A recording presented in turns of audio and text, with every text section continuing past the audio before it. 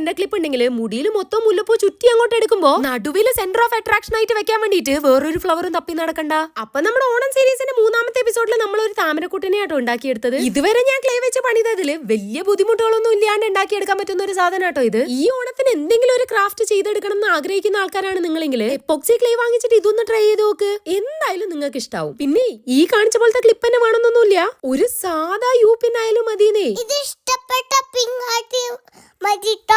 വൈകിട്ട് നമ്മൾ ഫോറം മോളിലേക്ക് ഒന്ന് വിട്ടായിരുന്നേ. മോളിന്റെ അകത്ത് നമുക്ക് പ്രത്യേകിച്ച് ഒരു കാര്യമില്ല, പക്ഷെ പുറത്തൊരു ക്രാഫ്റ്റ് എക്സിബിഷൻ നടക്കുന്നുണ്ട്. അതുകൊണ്ട് തന്നെ ബാഗും ഹെൽമെറ്റും ഒക്കെ ലുലുവിന്റെ അകത്ത് നൈസായിട്ട് വെച്ചിട്ട് നമ്മൾ എക്സിബിഷൻ കാണാൻ പുറത്തേക്ക് ചാടി. നല്ല സ്റ്റൈലിഷ് ചെരുപ്പുകളുടെ കളക്ഷൻ കണ്ടപ്പോ ഒന്ന് വാങ്ങിച്ചോ ചോദിച്ചാണേ.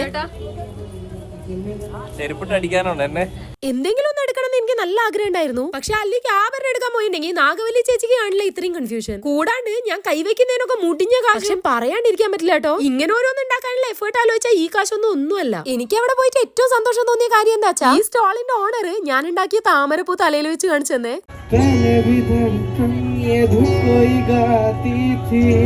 എല്ലാം കഴിഞ്ഞ് നമ്മൾ അവിടെ നിന്ന് ഇറങ്ങിയപ്പോഴേക്കും എനിക്കെന്തോ ഒരു പ്രത്യേക സന്തോഷം. അപ്പൊ നമുക്ക് അടുത്ത വീഡിയോയിൽ കാണാം. Bye bye.